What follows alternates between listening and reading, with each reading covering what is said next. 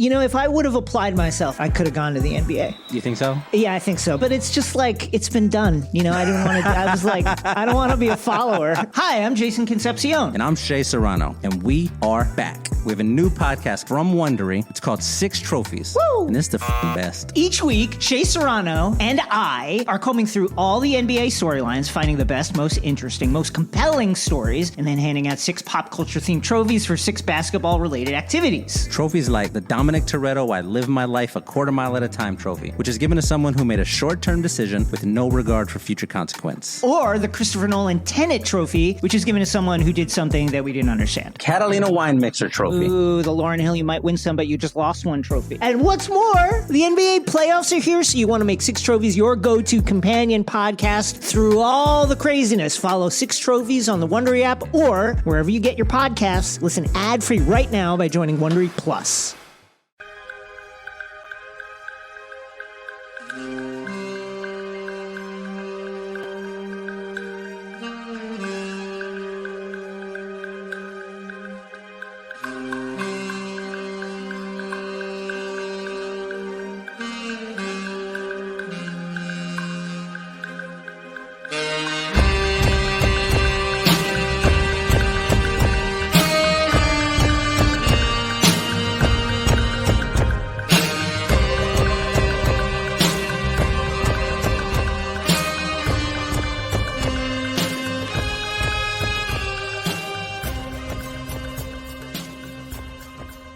Hello, friends. Welcome to Pod Maverick After Dark. This is Kirk Henderson, joined by Josh Bowe. We don't really have a title card for this show because it's not a typical show. It is a NBA Finals preview show. It is Tuesday, June 4th. It's about 10 till 9 p.m. Josh and I are hanging out here.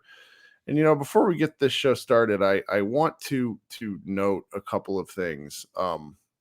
It is safe to say that we as adults with other jobs did not anticipate the Mavericks making the NBA Finals. I think my aspirations for the season were kind of second round, and this is way back at the beginning of the year. And now you get to our age, and I'm 40, and you're in your early 30s. I can't remember how much. I'm officially mid-30s. Mid-30s now. But you get to this point, we each have kids, and things sort of start happening. You got to start planning stuff. Your lives get kind of incrementally more complicated. I'm not ready for this series. For example, I had jury duty today. I get out of jury duty, come home, try to cram 8 hours of work in about 4. My wife reminds me that my son has baseball practice tonight, and this is after him having a basketball game last night and a basketball practice tomorrow night. And it's just summer kind of gets wildly busy. For those who are outside the Dallas area, we've had biblical rain here. And so my son plays Little League Baseball, and they've decided they just won't cancel games. They keep backing them up. So it's over the next 5 days, I have something at least 2 child sporting events every day. And it's so funny in the sense of I'm thinking about the finals, but I'm not really thinking about the finals. My wife asked me, I saw Isaac Harris just tweet. He's like, really, Red, just can't wait for these finals to get ready and go. And I'm like, I could use another couple of days. Yeah, let's do another week off. Why not? I like nights off. But I at the same time, I will say something has flipped in this area. Nobody talks to me about the Mavericks. Nobody in real life. And that includes parents and other stuff. And it's now you got people at the court today during the juror pool. One of the questions the judge asked just to see if we were paying attention is who was excited about the Mavericks making the finals? And we had to be raise our hands for yes versus no. And it's just that sort of stuff has made it in. The Mavericks aren't necessarily DFW's most popular team, but everybody knows they're in the finals now. And this is and I think as the weeks go on, you're going to get to this because it's as part of your thing, but the Mavericks are playing a historically good team. You keep saying this in all of your tweets. You're kind of writing, you've written about it a little bit. And I think the weight of that, particularly if the Mavericks make a dent, is going to start to raise this team's local profile in a big way. It's like everybody loves a winner. So we're going to see a bunch of bandwagon Maverick fans if they weren't already on the squad. But, when you got the Stars playing too the last several weeks, it's been a different run than the 2022 Western Conference Finals runs. It's just different. And what's odd to me is this one's actually a lot more exciting. I mean, the Sun series was fun, but then like getting walloped by the Warriors was not fun. I mean, am I being ridiculous about this? What are you seeing out there? No, I'm with you. And now that the Mavericks are the only team in town now that the Stars unfortunately exited, so even more people are probably focusing their attention on the Mavericks than before. So yeah, I mean, I always love it's fun to be in an area when a team is doing well in the playoffs because that's great. Just people that you haven't talked to about sports in 5 years are suddenly like, "Hey, have you heard about that Maverick?" Yeah, my mother does this. Yeah. Kirk, did you see the Mavericks one? I'm just like, woman, like I have the podcast set up on your iPad. Yeah. Also, we must note that me in particular, because I'm coming from a child's baseball practice, I look terrible. And I plan to shave and get the haircut before the first series, but like I am definitely haggard as all get out. So apologize to everyone who has to look at my face meant for radio. I can look cool too. There's not a lot left, but I can make it look weird.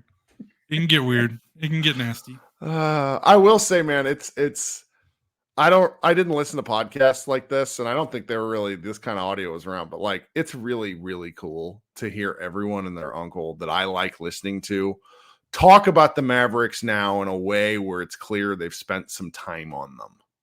Like the show that I'm hearing, like, I don't know if you listen to the All NBA podcast with my friend Adam Matas and Tim Legler, like that one's great. Gosh, and it's like gushing about the basketball. And I think there's and we're going to get to the preview, guys, I swear.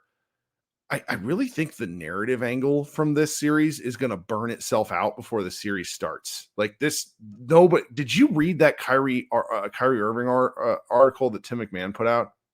I didn't read the Tim McMahon one. It has some like really thought, like ESPN's put up some graphics about it, but I implore you to go read it, Josh. Like Kyrie stood on like the media version of a firing squad and basically was like, I was a different person then. I've made a lot of mistakes talking about his time in Boston. And I would he didn't, for a guy who doesn't really apologize, he just essentially said, I was a different person and I've grown a lot since then. And I don't know. I try not to get overly sentimental, particularly about a guy who, like, I was on the record as of March, like we're talking 16 months ago. I was like, I don't want this guy on my team. I don't want him near the Mavericks. Like, and I don't think a lot of NBA teams wanted him on very their team, clearly. And I was dead wrong. And it's so amazing to like hear him speak like this. I just, I'll probably send it to you. I almost wanted the chat to aggregate it, but I don't really like doing aggregation this time of year. But do you think it's one of those things where like there's going to be a ton of like Kyrie boos and stuff in game one? I don't. You don't think I meant like, do you think they're going to get it out of their system in game one, and then the basketball is just going to be so good that it's going to be like, oh, okay, maybe he's not saying anything. Like my take on this, I said this on a Boston podcast I went on. I was like, I think Luka Doncic internalizes Kyrie Irving boos and goes fucking nuts. I think by the end of the series, they're going to hate Luka way more than they hate way Kyrie. More. Like we're going to have whole Bill Simmons podcasts where he's just slowly dying on the inside. Because he doesn't really like watching Luka anymore, which is, that's actually not uncommon. But Luka is just playing with such what am I looking for? He's playing theatricality. No, but inevitability. Yeah, there you go. I mean, there's like force of nature shit happening here with him. Like I went and rewatched the opening quarter of Game 5 again. Oh yeah. And I mean, that's the sort of stuff. Like there's this real cool clip when he was with Real Madrid and the older coach, I can't remember what his name was, like lit into him on the sideline about something, and then he goes out and drills 3 straight threes, just assassin stuff. And I just don't think the Celtics have been punched hard enough. I still think the Celtics are a great team, and we're going to circle back onto how we think about this series, but like they have not seen anything like Luka Doncic in 2 to 3 months. They just haven't.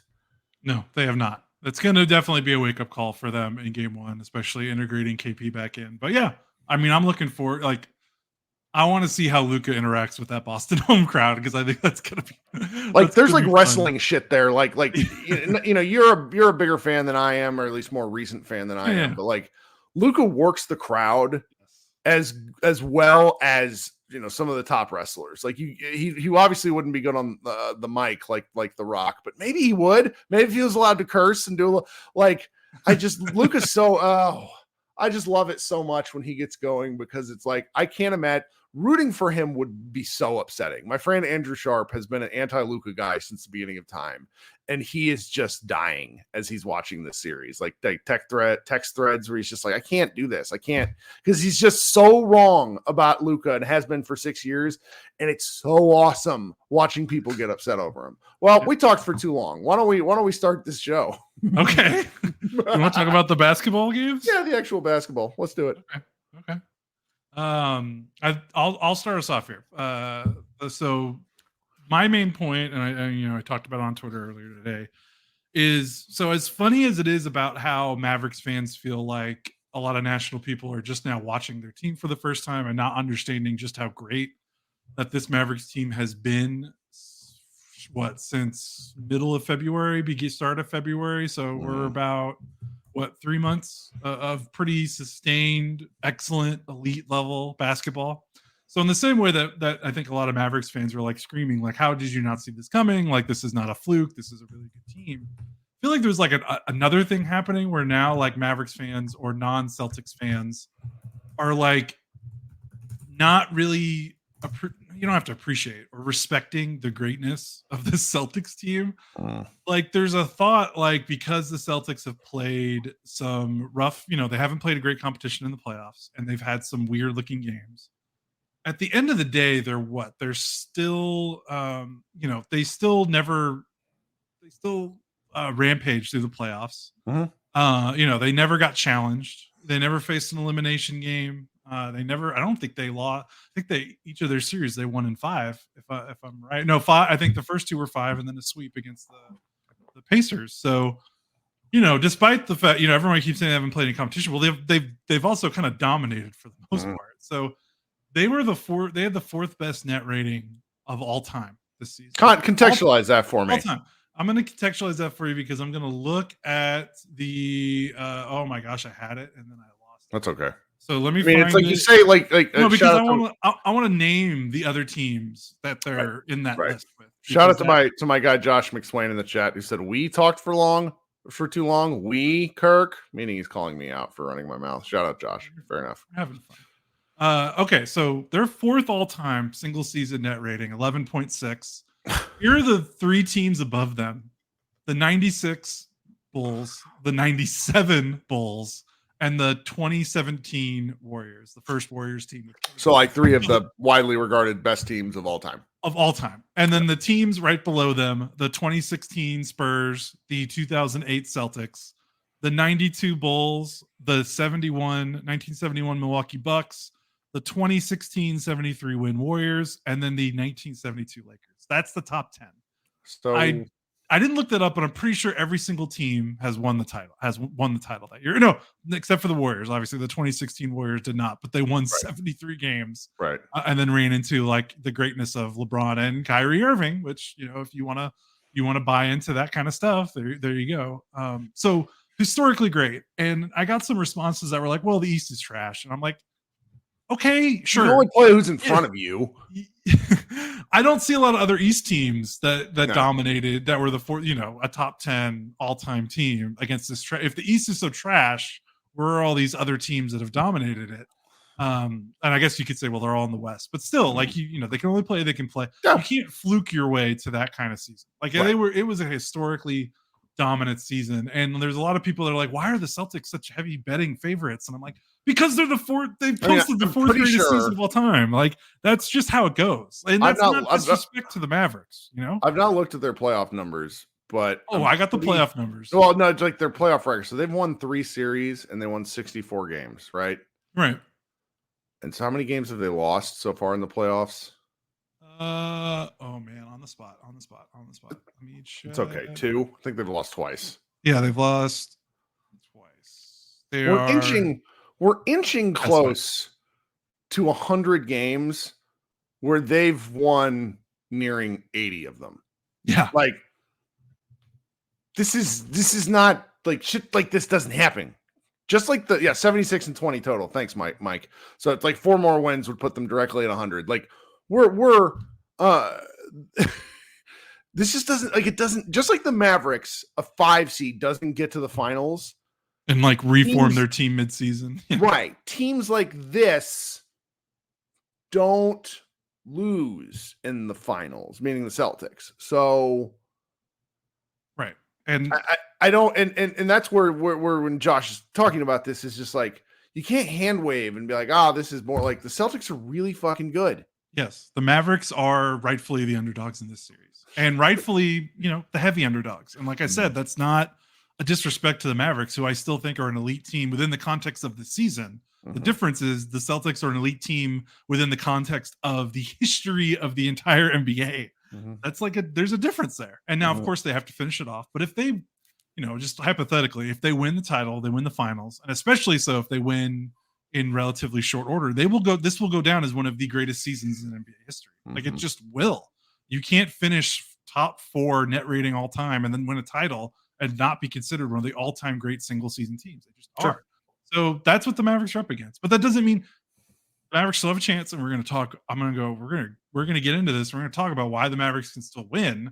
I just think everyone should understand that the Celtics are not kind of this fluky team that just preyed on a bunch of crappy teams. They are legitimately one of the most dominant teams that we've seen in a while. Now, here's what I looked up before we started recording. Sorry if now I'm the one who's talking too much. So everyone keeps talking about how the Celtics have looked kind of weird in the playoffs because they've had some close games against some of these inferior competition. They played the Miami Heat without Jimmy Butler. They played the Cleveland Cavaliers with Donovan Mitchell missing most of the series. Then they played the Indiana Pacers, who were really only in the Eastern Conference Finals because literally the entire New York Knicks roster fell apart. And then Tyrese Halliburton, their best player, left, I think, after the second or third game. After the second game. So third game, I don't know. It doesn't matter. Yeah. So they've literally they might have played better defense without him around. The Pacers. But so you say all that, and they've had to play some clutch games in the playoffs against teams that you're like, why are they even in the clutch game? Yep. Having said all that, their playoff net rating is 10.3. Pretty good. And here's comparison point. I'm going to go the last from 2016 to 2023.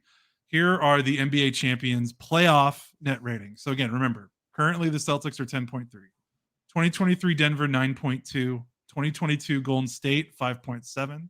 2021 Milwaukee 5.7. 2020 Lakers 9. 2019 Toronto 5.8. 2018 Golden State 10.6. 2017 Golden State 16. They went 16-1 in the playoffs. If y'all remember the first year with Kevin Durant, and then 2016 Cleveland 10.7. So better net rating in the playoffs than the last 5 NBA champions, and they are within the ballpark of the Kevin Durant Warriors, which might be the most dominant team in the last 25, 30 years. Like. Mm-hmm. Not even close. Like they boat raced the NBA with Kevin Durant.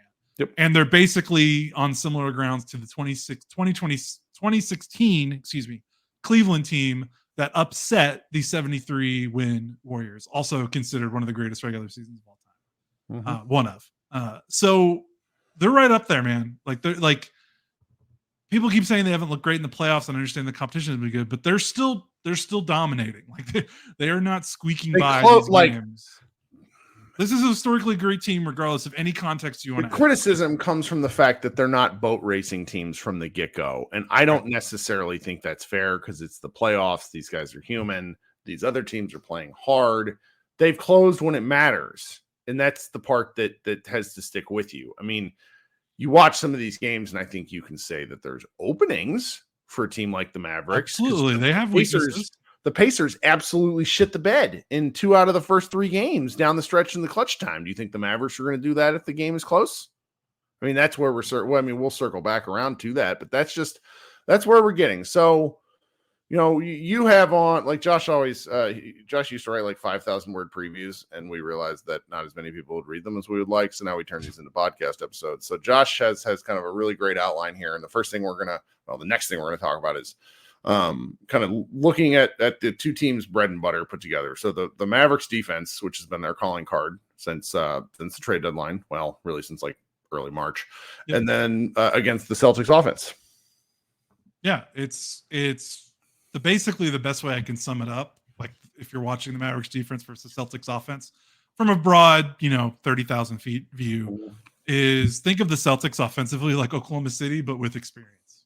Like same 5-out offense, spacing the floor with shooters 1 through 5. Much more confident shooters. But the difference is these guys have done it in the playoffs, much longer regular season track record, more experienced players. Oklahoma City was in the playoffs for the first time this season. A lot of these Boston players have played more finals games than, they've played more finals games than a lot of teams have played playoff games. Yeah. Like some of these rosters, they are well proven. They have that experience and they have that track record. So that's the way to think of it. Because you think about Oklahoma City and you're like, well, they had these good, Lou Dort career high, Chet Holmgren, a rookie who shot, but it's like, what's your track? What have you done in the playoffs? And guys like Drew Holiday, Derek White, Tatum, Brown, they have done it in the playoffs at least once or twice, even if they have come short on winning an NBA title. There's more confidence there. And there's also just a little bit more juice there because a guy like Lou Dort, sure, you're going to leave him wide open, but also you don't really care if he catches the ball wide open and does anything else but shoot, right? Like you don't worry about him taking you off the dribble or anything like that. So you can actually maybe close out a little harder on him, even if you do leave him out. Derek White, Drew Holiday are much more accomplished players with the ball in their hands. To say nothing of Tatum and Brown, who are also pretty good isolation players and closeout players. So that's the big difference is the Celtics also like to play 5-out like Oklahoma City, but they just have more proven shooters that make it a little hard to help. They're basically the antithesis of what the Mavericks want to defend, because what we've been talking about all playoffs, the Mavericks they don't want to give up the rim. They don't want to give up the paint. They wall it off better than I think any team right now in the NBA, aside from the Celtics, I think. I think those are the two best rim defending teams right now that are going. The Mavericks field goal percentage at the rim defense has been number 1 in the playoffs. Lively and Gafford have been outrageous. But the Celtics don't care because 43.8% of their total shots in the playoffs are threes. They only get to the rim 28.9% of their total shots in the playoffs. I mean, it's a math. Missoula, I don't have any quotes in front of me, but Missoula has approached this very openly about it being a math problem that the Celtics are here to break. And they're breaking it. Like that's just the fact. Yeah. So if Dallas' defensive philosophy is we're not giving up the rim, but we will be okay with the occasional 3 because we think that we can either funnel the ball so the open 3 is coming from a shooter we want to shoot it, or 2, we feel confident in our closeout because we've got 2 of the best rim protectors behind the closing out defender, and we feel confident that they can clean up whatever mistakes happen at the rim. That's hard when Boston 1 has better closeout attackers, better shooters, and they don't care if they don't get to the rim, right? They want threes, like they want open threes. Like they have one of the best offenses in the NBA without getting into the paint and touching the paint that much. That can kind of bite them in the butt because, again, 3-point shot is not automatic. And eventually in a single game or a 5-minute stretch, if you go 1 for 5 from 3, there's a difference between shooting a pretty high percentage from 3 over the course of 82 games. We're now in a 7-game series. Small sample size matters. You can't just wave off, well, they just shot poorly from 3 today. That can kill you. You can't lose 2 games on bad cold shooting because then you're behind the 8 ball. So you can't, you have to wave away the small sample size stuff. So that's the danger that Boston lives with. They could just get cold. Irregardless of what the Mavericks do, if they just miss shots that they should be making, because the 3-point shot can be so variable compared to a layup or a dunk, which is so much more sustainable. Those are basically automatic points. Players there's no variance to those shots. Boston does open themselves up to to some weirdness. Now, they're to their credit, they're just so good everywhere else defensively, and their players are just so good individually talented that it hasn't bitten them in the butt. But that's, if you're a Mavericks fan, that's what you're hoping for. They're not a heavy pick and roll team. Drew Holiday and Derek White are fine, but they don't do it a lot. They're not explosive as maybe like a Luke or a Kyrie. Tatum and Brown are improved playmakers, but you wouldn't put those guys in like the offensive fulcrum tier of like a Luka, SGA, Jokic. Sure. They just wear you down with like, I mean, they have quality. Like, I don't want to mention this as a dig. Yeah, I mean, Tatum can quantity get over on. quality. Tatum is capable of like 2 and 3 game stretches where he looks like, 6'11" Kobe Bryant. Right. The flip side of that is that there are also stretches where he can look like 6'11" Kobe Bryant, and I don't mean that in a positive way. Where he's, I heard that against the Warriors in 2022, he was 36% from the floor. Like, I don't expect that against. Tatum has added a little bit every year, but he's still quite the dude. I think Mavericks fans have a lot of disdain for him, and I don't entirely understand why. It's because of the Luka, like, where does he rank compared to Luka? And right. People get mad when people think Tatum is better than Luka. Yeah. So, but that's, but Tatum's also played pretty poorly offensively in the playoffs. He's been okay making good reads and passes, but he's shooting pretty poorly. They've been able to get turnovers, though. Yes, like, turnovers that's the big thing used for them. to eat him alive. And Brown. Brown, because Brown used to have a dribble like my 8-year-old, and he's the office Stanley, right? Yeah, and he's gotten better, and Tatum's gotten better. So you're looking at really like pre-prime. I mean, nearly. I mean, I don't know what you'd consider Tatum. He's been in the spotlight his entire career, but basically prime level guys getting another crack at the finals. So this is I just expect a lot for them. Yeah. And so without the pick and roll, they use their size, because that's another thing that you have to mention with Boston is, while they don't play traditional power forward, like Tatum and Brown are kind of like their 2 wings, and then they play 1 big. So they basically play 1 big and then 4 perimeter players. But again, Tatum is huge. Like, this is going to be a weird reference if you've never seen the Netflix comedy show I Think You Should Leave, but there's a sketch that's really funny, that's like spoofing The Night Before Christmas, and it's really dumb, but it's really funny.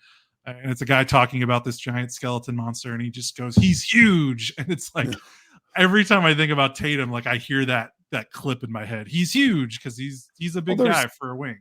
There's a NBA All-Star thing where Lively was basically like getting to be kind of like a reporter, Derek Lively, and he's talking to Tatum at one point because they both went to Duke, and Lively's fucking enormous, guys. Lively's a legit 7'1", and Tatum's standing there with him, and there ain't much difference. Like, right. That's where it's one of those confusing things where some guys are just so much bigger than you think they are. Like, Luka is bigger because he has shoulders like Rob Gronkowski, whereas most NBA players are very slight. Luka's very broad, and that makes him very difficult to defend for different reasons than somebody like Tatum. Yeah, anyway. For sure. So they use that advantage. And even Derek White and Drew Holiday, they're not huge, but they're pretty big and long for guards. So they've got size everywhere, and they use it. So they like to post up, and that's kind of where they make up for the pick and roll.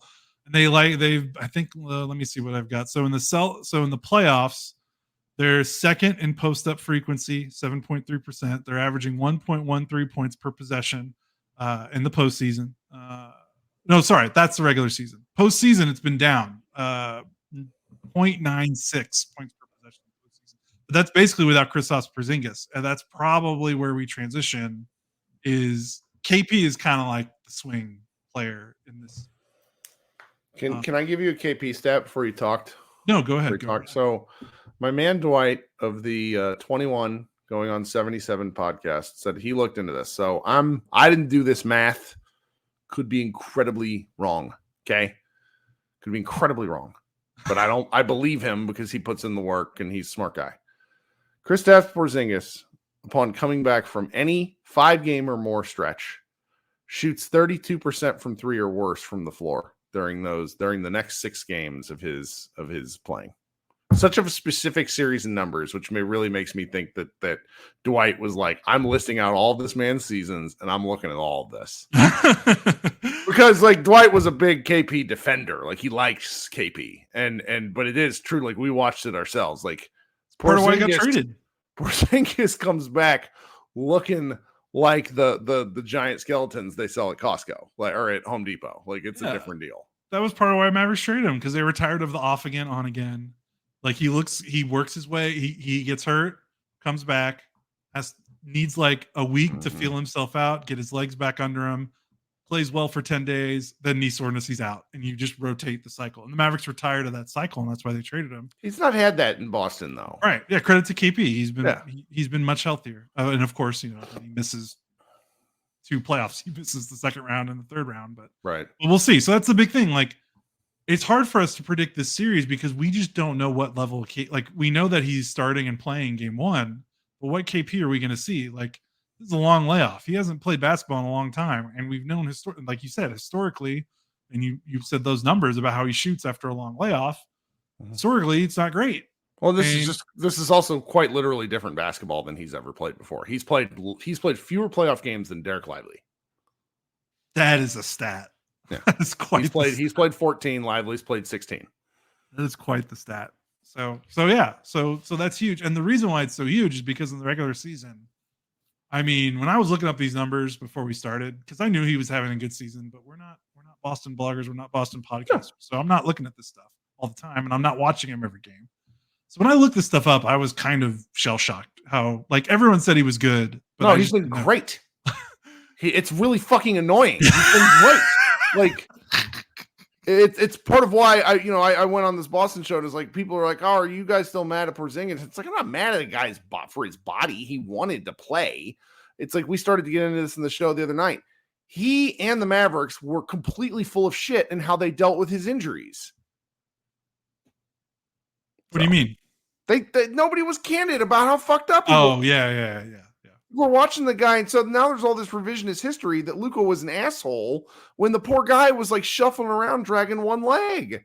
Yeah, exactly. Yeah, I'm with you. So this season, now these are regular season. Now, I didn't look up his playoff because he did play 4 games in the Miami series, but I'm not, 4 games, whatever.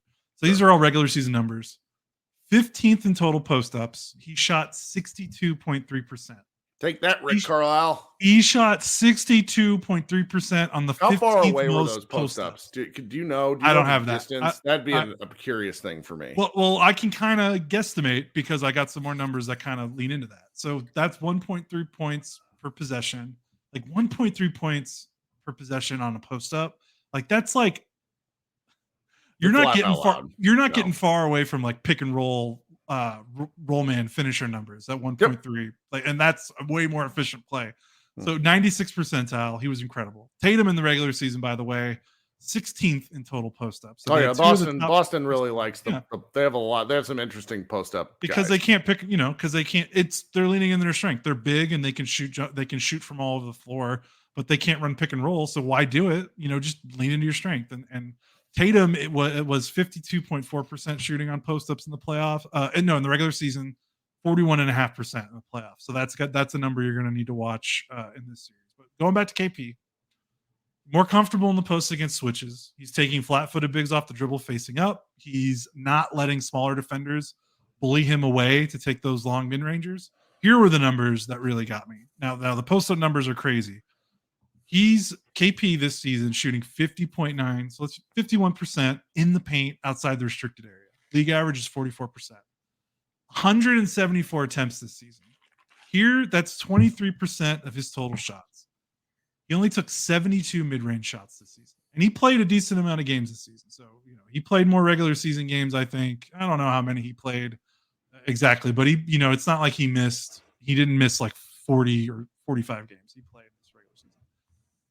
Here's what this was in Dallas. In the paint, outside the restricted area, attempts. Let's see. 194 in 2020, and that's, with Rick Carlisle. 2021, 134. 2022, before he got traded, 103. Yep. Oh, no. Oh, my gosh. Sorry. Scratch that. Let's reverse. So he had 174 in the paint outside the restricted area attempts, 72 mid-range shots. Here are his mid-range shots in Dallas. So mid-range, 2020, 194, 2021, 134, 2022 before the trade deadline, 103. So drastically cut down on his mid-range jumpers, drastically improved his in the paint outside the restricted area attempts, and drastically improved his percentage from there.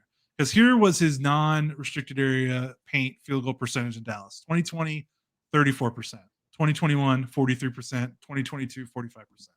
He's at 51% this season. So like you were wondering about like what's the average distance on those post-ups. I don't have that stat for you, but considering he's taking significantly more shots in the paint than at any point in the last 4 years, and he's taking significantly less mid-range shots at any point in the last 4 years, I'm guessing a lot of those post-ups are closer to the rim than they've ever been than they were in Dallas. That's fascinating.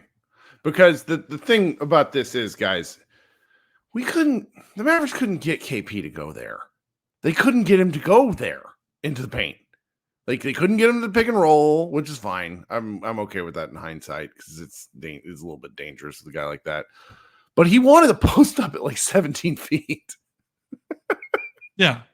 And then he would shoot a jumper. Like he would turn around and shoot a jumper, and Marcus Smart would embarrass the shit out of him or something like this. Like this is more than a transformation. This is something actually really kind of probably like largely underreported. And if the Celtics are able to beat the crap out of the Mavericks, that will be a big part of why.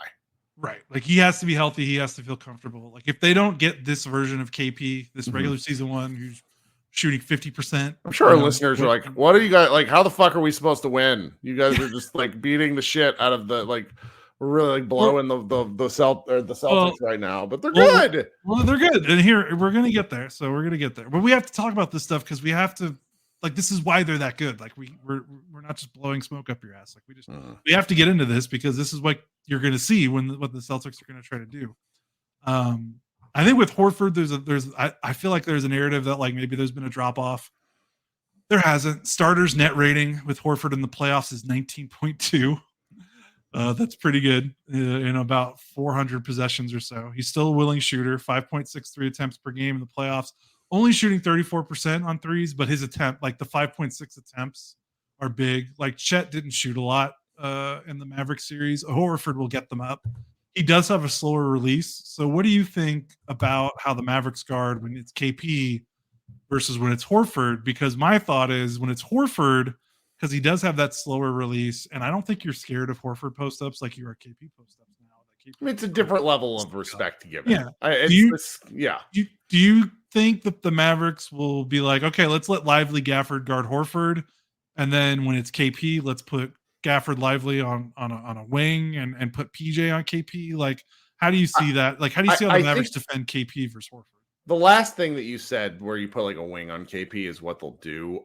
Yeah. I don't like it. I want Lively on him. Bobby Corral and I talked a little bit about the I don't know, the Pokemon evolution of Derek Lively, where it's just every couple of weeks there's a new iteration that's bigger than better. And he and I last talked about the Maverick defense in January, and I was questioning why the Mavericks didn't want to let Lively guard in space because I thought he had the feet. And there were games this year, like Miles Turner really roasted Lively because he's a great shooter, and Lively just is a 20-year-old, probably hadn't defended that many 7-footers who can shoot. Yes. And right. I want Lively to have some time on it because, all this is, it's a learning on the job experience. And if you're thinking, PJ being under him or Lively being in his grill, give me both. Yeah. And I think we saw in that Minnesota series, I'm trying to find the clips. I've been trying to find the clips all day and I can't find it. There were a couple of possessions in the Minnesota series when Lively was guarding the pick and roll against Ant and like played on the ball. Ant was stymied. Yes. Ant was like, I need to go back to the lab and figure some shit out. It was rough. We haven't seen Lively play that far up in the pick and roll, I feel like, all season. And then you bust it out in the Western Conference Finals against Anthony Edwards. Makes me wonder if they're going to do what you've been saying and give Lively a shot against KP and let him see if he can get to those pick and pops. I mean, my sort of question is like, what's the worst that can happen? I don't know. I mean, the worst that can happen to me And, you see this Mike, who's a Celtics fan in the chat, just listening in on the show. He's talking about how Porzingis' threes are usually like 28 to 30 feet from the hoop. And it's exactly right. I remember that same shit in Dallas. It's hard to ground. It's a lot of ground to cover. It's a lot of ground to cover. And guys are, like, particularly big guys, are naturally like, it's just not in your veins to be able to get it. Like, your brain doesn't compute. You're like, I'm not going to go guard out there. I'm not supposed to go guard out there. I'm going to guard the rim. Like, I'm doing it right now with the 8-year-olds I'm teaching, where I'm like, never let anybody between you and the rim. And it's like, okay, well, I'm gonna stay here. But I still would rather see Lively do it, because that wingspan. PJ commits asinine fouls. Like that's kind of a low, we're talking defensive specific stuff. Like, PJ is an extremely important defender who does like 2 things a game that are like junior varsity Karl Townsend. I was about to say he has like 1 or 2 cat fouls every swap. Like, what are you doing? It's like it's a rebound and you slap the guy 94 feet from the hoop. Like, stop that. But then when he's engaged, when this playoff run, otherwise he's been outside of those silly fouls, he's been incredible. Well, and we get the chat is now, I can tell the chat is now like, all right, you guys have been talking about these guys for a while. Let's keep going. Then we got to flip to the Mavericks offense. Okay, well, all right. Well, one more point on the defense. So we talked about if they're going to put a big on one of the perimeter players, who do you put him on? I think it's probably going to be Drew Holiday. If anyone remembers, there was a nationally televised regular season game, Denver and Boston. Denver beat Boston in the clutch. They put Jokic on Drew Holiday, and the Boston offense died on a vine. I don't know if you guys remember that game. I probably need to look it up. But Holiday just did not look like he was prepared for that, or he didn't really make plays based off of it, and Denver won the game. He didn't punish Jokic at all. And Lively and Gafford are more athletic than Jokic. So Drew Holiday is also kind of an X factor, because what do I have down here in the notes? So he's a career 34% playoff shooter. So I'm sorry, but his corner 3-point shooting turns me into a lunatic. Very good. But 39% in these playoffs, he was 31% or lower every season playoffs in Milwaukee. Well, that's why the Bucks fans hated him, because he was cast as like the second option and he just couldn't do it. Yeah. So Mavericks are probably going to bet on Holiday being streaky. And if you watch that Denver game, I should try to find it and post it somewhere, but that's what they did, and it looked pretty good. And then, PJ versus KP in the post, like that'll be fun to watch. If PJ can stay out of foul trouble, I think that's going to be a battle. But we can move on to the offense now. Just to think, because all right, so we're 40 minutes into the show, and I'm just going to do an ad insertion right here, just because that's just the natural place you would want to insert ads. Anybody that's listening, please go ahead and give us a subscription. We really appreciate it. We're close to we passed 3,000 subs earlier. That was my goal for the year was 5, but I completely made that up, and I have no idea what YouTube metrics are. But we grow a little every show. Very appreciate the folks that are hanging out in here. We will go live after every single Boston Celtics Mavericks game, though Josh is at it, game 3 or game 4, maybe both. We're not sure. And we will figure out what the heck we're doing with that, whether it'll be immediate or whether I will go live with somebody else. After every finals game, also, there will be a second element to our post-game live show where you can come hang out and talk basketball with me. I am still sort of physically reeling from the 3+ hour show that we did following the Mavericks winning against the Wolves in game 5. But it was incredible. There were I think 50 or 60 people must have came up and talked. We have a new goal of getting a single woman to come talk basketball with us. Though I think, we might have had one, but she didn't show her face, which is perfectly fine. Don't mind it. But I had one of my, have I told you this story, Josh? Like at one of my son's basketball practices, I met a woman who was like, "Oh, I listened to your show." She's like, "How come there aren't more women on the show?" And I'm like, "Because more women don't come talk." Yeah, you're open. Right. I'm open to it. And I'll move them to the front of the line, because basketball is a sport for everybody. All right, and then if you're listening on the YouTube or if you're listening on the audio stream, please give us a sub. I want to give one quick shout out. I noticed this in the comments. There was a nice guy by the name of, where did it go? Gosh, somebody left us $100 tip on the comments, or €100 tip on the comments the other day, and I cannot find it. Why can't I find this? He knows who he is. He's, but I just wanted to shout out his name, and now I can't find the comment. That's just the way this stuff goes. Let me try one more time, see if it's in here. This is just the worst.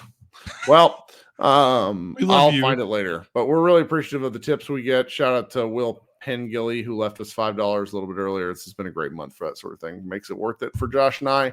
We're very grateful for the community that we have. All right, I'm going to insert some audio ads at 44-minute mark. Just brilliant by me. And then we'll be right back. Mm-hmm. Prize Picks is America's #1 fantasy sports app with more than 5 million members. It's the most fun and exciting way to get in on the action while you watch your favorite sports and players. You just pick more or less on 2 or more player stats for your shot to win up to 100 times your cash. I made my first $10 deposit and received an instant $10 bonus.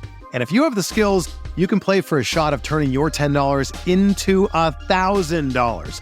And playoff time is the best time to join the Prize Picks community of over 5 million members who have already downloaded the app. Prize Picks is available in more than 30 states across the country, including California, Texas, and Georgia. Download the app today and use the code BLUEWIRE for a first deposit match up to $100. That's a first deposit match of up to $100 when you download the app and use the code BLUEWIRE. Prize Picks. Pick more, pick less. It's that easy. Whether you're a world-class athlete or a podcaster like me, we all understand the importance of mental and physical well-being and proper recovery for top-notch performance. That's why I'm excited that Unified Healing is sponsoring this podcast. Unified Healing is a new and super innovative global network of wellness centers powered by Energy Enhancement System, or EE System. If you haven't heard of the EE System, you'll want to listen up. This technology promotes wellness, deep relaxation, purification, and rejuvenation. In hundreds of locations across the globe, access to a center is easy and affordable. Interested in experiencing the EE System technology for yourself? Go to unifiedhealing.com/bluewire to learn more and find a center near you. That's unifydhealing.com/bluewire. No material or testimonials on the Unified Healing website are intended to be viewed as medical advice or a substitute for professional medical advice, diagnosis, or treatment. Always seek the advice of your physician or other qualified healthcare provider with any questions you may have regarding a medical condition or treatment and before undertaking a new healthcare regimen, including EE System. All right, we will be back. And so, Josh, let's talk a little bit about the other side of the ball, because that's the side that is very it's very interesting to me, because very the one thing that I want to know before we talk about the Celtics is that the Timberwolves were, I think, on defensive rating, the better defense over the course of the NBA season. And then against the Mavericks, they tried at one point there. I saw this video that walked through the 8 different coverages they tried against Luka on the pick and roll. That blows my fucking mind. 8 different coverages. And so the Celtics are, I think, as well equipped as it's a leveling up process. You got the corpse of Kawhi and Paul George and some of those guys from the Clippers guarding Luka, who wasn't in great shape. You had Lou Dort trying to commit assault in 36 states against Luka for the Thunder. You had Jaden McDaniels and Anthony Edwards, who are just not the right body types to guard Luka. And now you have the Celtics, who have different, more experienced variations of all different archetypes to guard Luka. And I just can't help but think, and I want you to hear your thoughts on this. The Celtics play like 7 guys. Yeah. Like the Mavericks play more guys than the Celtics. Like, I sort of wonder if they I think one of the Mavericks' best chance in this series is getting some of the Celtics in foul trouble. Yeah, for sure. They basically play their starters plus Horford, and then they'll play Peyton Pritchard a little bit. They'll play Sam Hauser, but those guys aren't playing heavy minutes.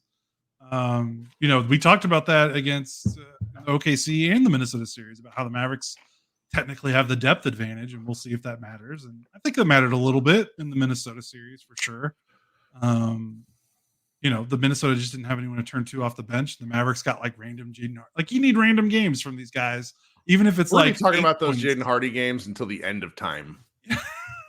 We are. If they win this series, he's going to be like who's the guy that Doyle loves? Played at University of Florida. Corey Brewer. Brewer, who had that crazy game. He's going to be like Lakers. legend status, like Brewer. Yeah, yes, for sure. But yeah, the Mavericks, the Celtics defense. I mean, it's good. KP was excellent at the rim. The thing is they are the thing that's funny about Minnesota is you said they played so many coverages. The Celtics don't do that a lot. I mean, I could be wrong. I think there's a Boston guy in our chat who can definitely correct me. But from what I gathered, doing research, is the Celtics, like with their bigs, they like to play drop, like pretty conservative drop too. They like to keep Horford and Porzingis near the rim in the paint as much as possible. They're much more willing to switch 1 through 4 because White, Holiday, Tatum, Brown, like those are 4 fantastic defenders, and they're all big, they're all long, they're all athletic. So the Celtics don't mind switching those at all, but they don't like to switch their bigs too much, and they like to play drop with their bigs. And we've seen the Mavericks kill drop coverage. Like Luka Doncic absolutely obliterated drop coverage against Minnesota, and that's why Minnesota had to play so many different coverages, because he was killing their primary drop with Gobert, that they were like, well, we got to try something else, because we can't keep letting this dude make a billion floaters every game, or catch Lively and Gafford catch a zillion lobs. So it's going to be interesting to watch the Celtics try to play the pick and roll 2-on-2 and see what the Mavericks do to kind of bend them or break them or get them out of that comfort. Because the Celtics don't give up corner threes, and that's one of the biggest, your strength versus my. But if you don't give up corners, if you don't give up corner threes, so you're staying at home on those shooters, you have to give ground somewhere.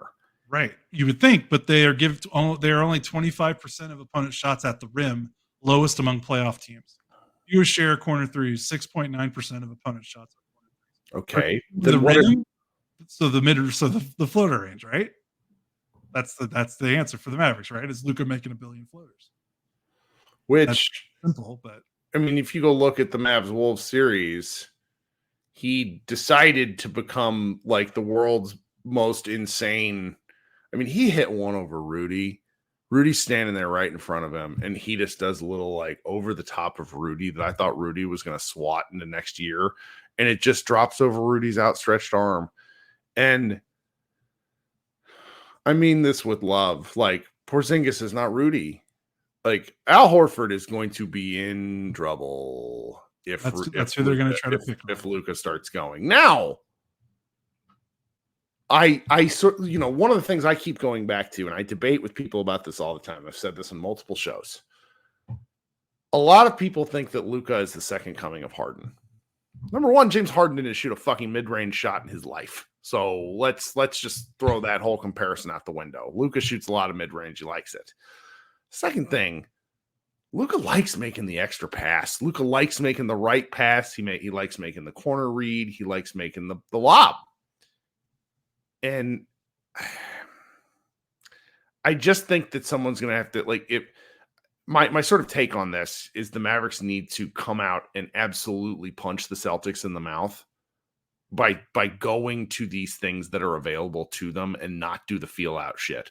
Where if Luka plays game 1 and with a similar attitude like he played game 5, you put Boston on their heels and change the math of the series.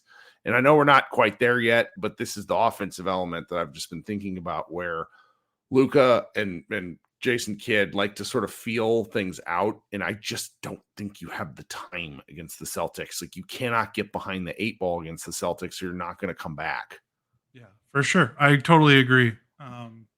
They have to take advantage of what the Celtics are going to give them, and not try to beat the Celtics at what they're best at. You know what I mean? Mm-hmm. So the Celtics are going to play 2-and-2 in the pick and roll, and they don't hide. They don't help from the corners. They don't give up corner threes. So they're going to be okay. And Kirk, I think every single playoff series and a lot of post-game pods in the regular season, we have said that we think the best way to guard Luka, and the best way to guard Luka, by the way, because this tactic lets Luka score 70 points, is basically to don't help off the role players in the pick and roll. You do 2-on-2. You let Luka shoot as many pull-up threes, and you let Luka shoot as many mid-range floaters and mid-range shots as you want. You let Luka score 70 points like he scored 73 points against the Atlanta Hawks. and you don't give up space to any of the role players who need a little bit more space to get their shot off than superstar. Yeah. Because why would you give PJ Washington a wide open shot when those are the shots you want? Like, why would you give Derrick Jones Jr. a wide open shot when that's the most successful attempt for him? Like, if you cover Derrick Jones Jr., he is not going to run a pick and roll and roast you. He's not going to isolate you and break down a weaker defender. Like, that's just not his game. That, PJ can do a little bit of that in the post. So we'll see if he does that. But Boston's got so many big players, it's going to be tough. So if you stay home on all the role players and you just dare Luka to outscore you, we've seen the Mavericks lose games where Luka scores like 40 points or 35 points or more, but the other role players combine for like 25 or something. But the thing is coaches have a particular brain about them. Because this is what every team has done in the playoffs against Luka, and they've started it, and then Luka kills them, and the coaches go, "Oh shit, I can't let Luka." I mean, like Chris Finch almost hurt himself again because he was so upset because to me it's just every coach has a game plan until they meet Luka Doncic. Because it's easy for us to say from our chairs, just let Luka score 70. Talk to an NBA coach and ask him, would you like an NBA player to score like they start to get twitchy? But I do think like if you're limiting him to 38 and 5 assists, I think that's how you that game. That's how you beat Dallas. But will Missoula be okay with that when it's the third quarter and the Mavericks make a 10-2 run because Luka scores 9 points and they cut the lead to 5 or they cut the deficit to 5? Like, that's where we're going to see, like, can they stick to their principle and be like, okay, we're just going to stick to it? Or we trust the our process. We're going to keep going. And the Mavericks scare them out of that and get them out of their comfort zone. That's going to be huge. And then also, you mentioned this earlier, and it was in the notes, and I appreciate you calling this out, is if the Celtics aren't going to help in the pick and roll off the corner because they don't want to give up the corner, who's going to guard the lob man? Lively and Gafford have to punish the Celtics for not helping and digging in from the corner.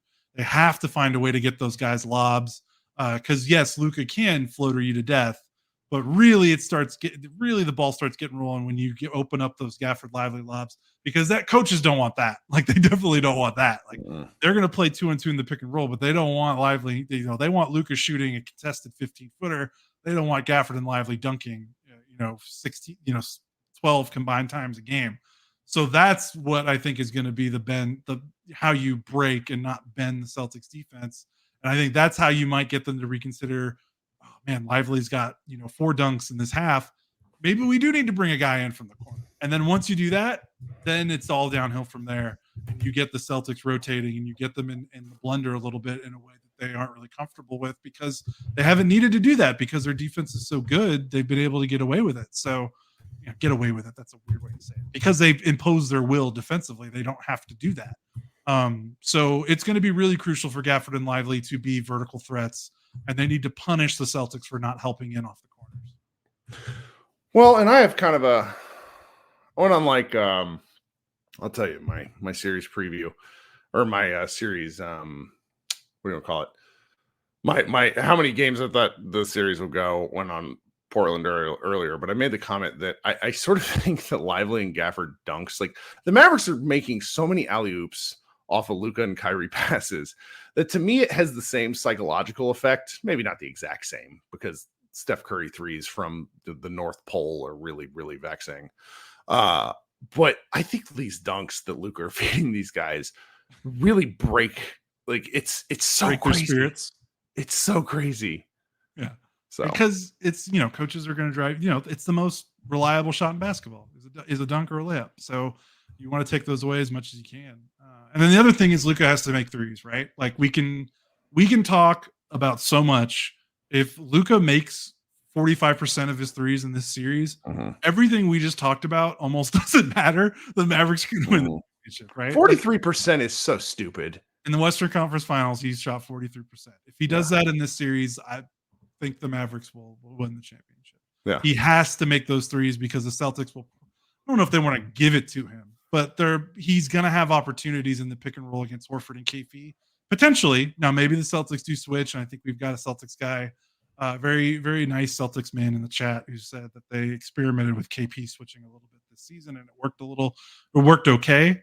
So maybe they do that. But if they're going to drop like they've dropped for most of the season, Luka has to make pull-up threes. He just has to. If they want to win this series, he has to make threes. And we've often seen the Mavericks can break, like, that's like the ace in the hole, right? If Luka makes threes, almost everything else we talk about is irrelevant. The Mavericks are going to win. Yeah. No, it's and Tim Legler talked about it's either on, I don't know, I've been listening to a lot of All NBA catching up, but Tim Legler is obviously an amazing shooter. And one of the things he talked about recently was how when you're injured, you have different release points when you're trying to get the ball off. And where he's just back to his regular season shooting form. And it's just kind of at a different release point. Jared Dubin, my friend, he writes a blog called Last Night in Basketball, talked about how Luka does not need space to get the shot off. Like the step back is more of a sort of part of his motion that he feels comfortable with. But he doesn't need it anymore. Now, I mean, look at what there's the exception of the rule, like when he gets one off against like Rudy Gobert, but if he's being guarded by somebody who's like 6'7", he doesn't care that shooter is there. So yeah. It's wild. Like I just don't know how to properly contextualize the 3-point shooting, man, because how did Kyrie shoot in the last series? Am I off my rocker here? Oh man, I don't even have that. Let me see. No, it's okay. I think he did. No, it won't take me long. I think he did shoot well because he had like 3 30-point games. Mm-hmm. I mean, he had that 36-point game in Game 5. That's another big thing. We didn't even talk about, like, you don't even have Kyrie in the thing here. How dare you? I'm sorry. I think I mentioned I have one thing is that Kyrie's off-ball movement is going to be crucial because I think they're going to need to run around some of these guys and get them the Celtics out of their comfort zone. Because Kyrie's off-ball movement is a game changer because I really think his off-ball presence is, like we talk about, like it's nearing. It's not there yet because Steph is kind of one of one, but the next tier down is definitely like Kyrie's tier. Like in terms of freaking teams out with his off-ball movement and willingness to move off the ball. Like that's such a big thing because like NBA games are hard. Like these guys are running so many miles on defense, coverages and transition and spacing the floor, like to then ask your superstar player, not ask because I think Kyrie likes to do it, but for your superstar player to then be like, yeah, I'm going to run around a bunch of screens all day and get these guys tired. Like that's such an advantage. So he's going to need to be a threat off the ball. He shot 37.5% from 3 on about 6.5 attempts in the Western Conference Finals. Very hot, cold. He had a game where he was 0 for 3, and then a game where he was 1 for 6. And then the other games, 4, 3, and 4 made 3-pointers in the other 3 games. So that he'll have to make 3. Like, the Mavericks will have to make threes. Luka and Kyrie will have to make 37% or more of their threes combined. I think that's like a good number for the Mavericks to win. Sure. Oh, brother. I can't wait, man. That's not true. We talked about how at the beginning of the show that we can wait. I'm really excited all the same. Yeah, I want to see the chess match. Like, I think there's going to be a chess match series because it's so much like our strength is taking away your strength. Like, there's so much of that on both ends of the floor. Like, I'm just curious, like, which one wins out? Like, which strength wins out over the other? Mm-hmm. And which coach bends first? Yes. I was exchanging messages with one of the high school coaches in the area I talked to. And he said to me, he's like, well, I just think, I think the Mavericks, or I think Celtics send 2 at Luka. I was like, they've not done that all year. Like they why would they, like, abandoning your defensive principles is the thing you cannot do. Carlisle was the first person. When did Carlisle insert Barea? Game 2 or game 3? I think he started game 3. Okay, so the Mavericks had to rally back from down a gajillion points in game 2 to come back and win this. And they knew they needed a different spark because and it's just every now, but the series is tied 1-1. We knew that when Mark Daigneault sort of caved against his entire process against the Mavericks, where he finally pulled Josh Giddey, and because he'd been bouncing around with that, like I think we knew that the Mavericks had him. Right. He took so long. He took so long to pull him. Which coach sort of bends first? And Missoula is very married to his process, which is very different from Kidd's, quite simply. And Kidd, Kidd tried every single Mavericks guard that they had in the last series until, somebody finally stuck. So whoever bends first and when they bend or when they change, from a coaching or analysis point of view, is going to be really interesting to me. Yeah, same here, because the Mavericks haven't had to adjust from their game plan in any of these series, really, because they've imposed their will so forcefully against the Clippers and the Wolves and the Thunder. Like, teams haven't been able to break this. We're going to take away we're going to take away your rim, and we're going to dare you to beat us with threes and variance and all that stuff. And teams haven't been able to punish them for that. I'm not saying you can, it's not easy, because the rim is the most reliable shot in basketball. So the Mavericks haven't had to play outside their comfort zone in the playoffs because they've just been so good. So yeah, I am curious, what's it going to, they've only trailed in these series when it's been game after game one. After game one in these series, it's either been tied or they're winning the series. They haven't been trailing after 3 games or after 2 games or after 4 games. So if that happens, which is not a crazy, Celtics are really good, what's it going to look like if they're down 3-2? Or what's it going to look like when they're down 2-0? Because they haven't been in those scenarios in the playoffs yet. So we're going to have to see what that looks like. I'm pretty pumped to be here. I can't really figure out how we're gonna make all this fit, make all this work, but it should be a good time. We have a ton of stuff coming at Mavs Moneyball tomorrow in the next few days. A ton of stuff. And then my boss keeps inserting stuff from SB Nation into our layout.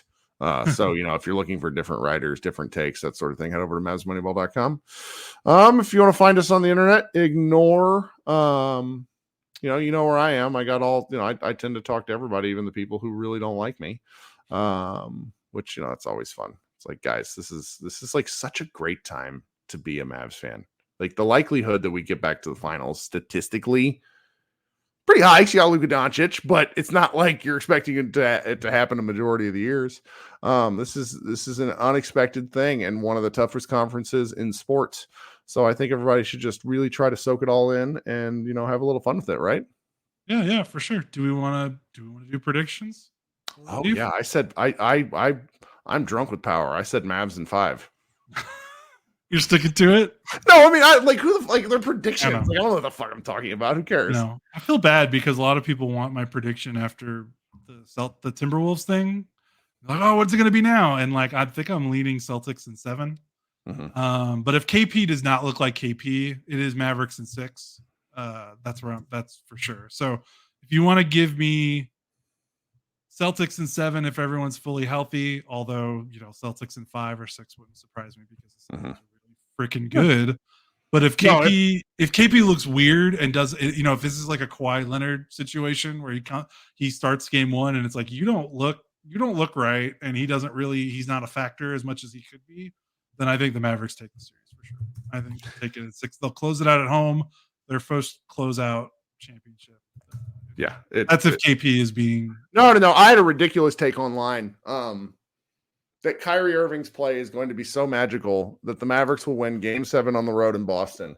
He will be crowned MVP, and then he'll give a speech which will result in the Boston crowd clapping like at the end of Rocky IV. They all just come around and they're like, "Yeah!" For everybody, that's. Yeah. I don't know. It's. Look, man, some of these series are not good because styles make fights and sometimes the things don't work out well. But this is such an interesting one. This is a good finals. This is especially after last. Man, I feel like we haven't had a good. We've had some good finals. 2022 was pretty good, but the last season's Denver Heat Miami was just weird. Yeah. So this will be fun. This will be very, very fun. Yeah. Be tight. All right. Well, Mavs in 5. And what did you say? I said Celtics in 7 if KP's healthy, and then if KP's not healthy, Mavs in 6. Oh, boo. I know I'm hedging. Fuck. I'm sorry. It's fine. Look, when you get arrested, if you really want Mavs in, I'm sure then Xavier. Mavs in 5. Well, I'm sure Xavier over at Mavs Moneyball is going to be like Celtics in 4. And then I'll have to yell at him and be like, dude, stop saying these things. Everyone yells at me for your takes. It's my great thing. One thing I will get a note for this. So I'm noticing some comments. G Spec in the says, for the love of God, Josh, buy a good I have mic. the exact same damn microphone as Kirk. I've adjusted it. I don't know what's going on. Again, like we're amateur hour around here. I'm not going to sit here and act like we're like professionals. Like we try to have a good time, but like if you know stuff about this and you think we're fucking things up, please let us know. I don't mind. I read most of the, you can find emails and like you can find that sort of thing. Like we wonder if the gain on Josh's mic is wrong. I also think the fact that we record in these bigger rooms isn't great. Yeah, I mean, I'm not in a situation where sound is going to be great, and it's just the way it is with our living situation. Like when you're making a point, sometimes you will pull away from the mic. Yeah, I know. I'm sorry. And maybe that's what we're talking about. I need to get a boom mic, so it's just always like right here. Just right here in your face. No, we're not professional enough for that. All right, to all the lovely commenters, thank you so much for hanging out. This has been Kirk and Josh. We will be back Thursday night at some point, probably right after tip-off or right after the game ends. Yeah. I'm looking forward to writing about the series and seeing what else I can get out of it, because watching basketball is fun. Everyone have a great day, great week, and let's go Mavs.